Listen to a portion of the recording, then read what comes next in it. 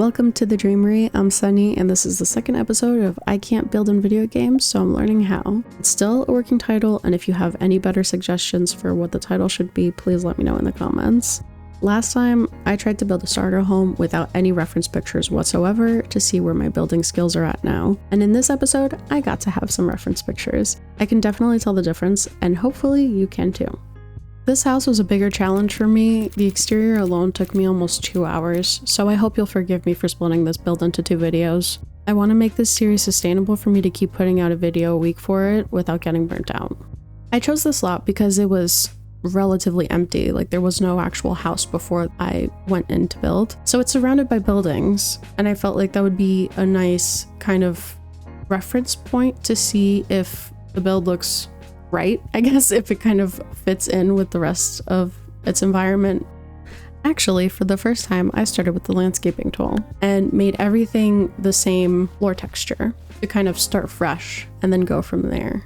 For this build, I really wanted to focus on the landscaping and the exterior first, because that is usually what I focus on last. And by focus, I mean that I do it last. I usually leave the landscaping to the end, like I said in my last video, so I really wanted to put a heavy focus on that this time around. And I feel like you can really tell the difference. I also think that the reference pictures really helped for me to kind of get a better idea of what a garden looks like.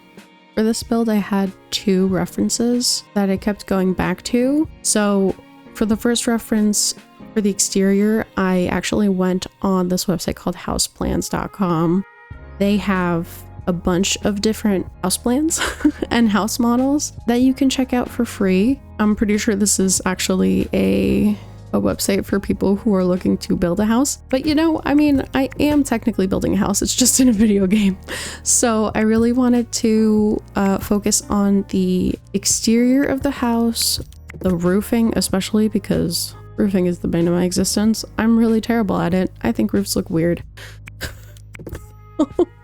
I went with that, and also to help me out with the layout, to get some sort of idea of where things should go. I did not replicate the floor plan exactly. I actually messed with it a lot. It took forever, to be honest, because I kept messing with it for a lot of different reasons. I think for one, there's some limitations to the game, and also the lot that I chose was smaller than I thought it was, and the house is actually bigger than it looked. So I messed with some things to make it work. And in the next video, I will be working more onto the floor plan and decorating inside and all the interior stuff. So yeah, so I really wanted to focus on the exterior this time around. And I think you can kind of tell the inspiration when you put them side by side. But I did really like the front a lot, and I did want to replicate that. The little, is it an alcove in the entrance that sticks out? I thought that added a lot of visual interest to the build, so I really tried to recreate something like that. I also liked the contrast with the stone and the rest of the siding. In Paralives, we don't have anything that looks like the reference picture yet, so the reference picture also really helped me figure out where to put the windows.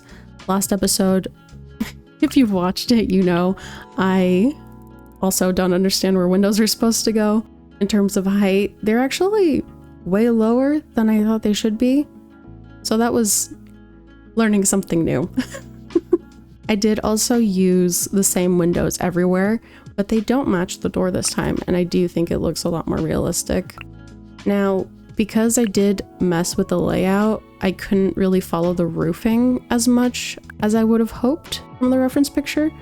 So the roofing doesn't look great, not gonna lie. I'm probably gonna have to focus on roofing at some point later in the future, because it doesn't look terrible. It also doesn't look great. I wanted to have a front yard and a backyard. I also didn't want to go from 0 to 100 real quick, so this is a bigger house than the last one, and it's definitely more complex in terms of the roofing, but it's still a 1-story home, and it also has a backyard, which, I mean, last time there wasn't much of a yard, whether it was at the front or the back of the house. I guess my mentality for building up my skills is to do a little bit at a time and to focus on one thing at a time. So the progress will be slower, but at the same time, I think that's how you really work on your skills. So I guess we'll see.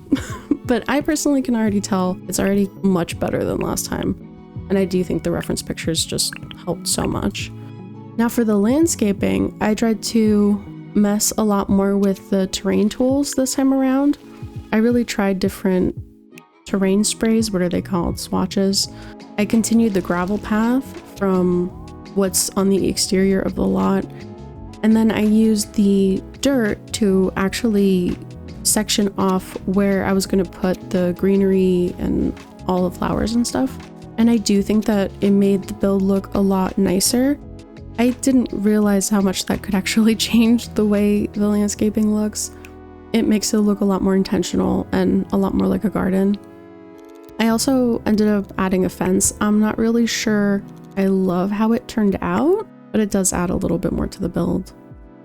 For the backyard, I used pretty much one picture as my reference.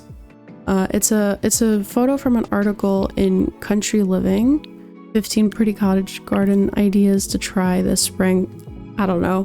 I just saw this picture on Pinterest and I thought it looked gorgeous. It's a picture by John Graham. I hope I pronounced that correctly. I just really liked how the garden felt very colorful, and I also liked the greenery or vines. I don't know what they're called. Is that ivy? It doesn't look like ivy. I don't know plants. It looks like it's on the house itself as well. The flower pots on the window. Is that what it's called? I'm realizing I know nothing about gardening. This is fine. Probably explains a lot. And then for the backyard, you can probably tell that I followed the inspiration in terms of the window particularly, and the flowers and greenery I put near the window. In the inspiration picture, it is quite flowery and it is a lot of flowers. And also the path, I realized later, didn't super make sense with the fencing and how the layout is with the other surrounding houses. But I did want to break up the space a little bit, so I did add a few more flowers and bushes and stuff in a curve so that the seating area in the backyard, you would still have some view on the garden, but then you could walk through it a little bit more. I don't know if it makes any sense looking back on it now, but yeah. But yeah, I did want to add a seating area outside as well, which was in the plans of the first house. But yeah, all in all, that's the finished exterior. I could tell the difference. I really hope you can too. The roofing still is, to put it bluntly, a mess, but it's a roof. In the next episode, I will be focusing on the interior of the build. But that's all for today. Thank you so much for watching. Don't forget to like and subscribe if you like this video and if you want to see more of the series. If you have any tips or constructive criticism, I'd love to hear them in the comments. Take care, and I'll see you in the next one.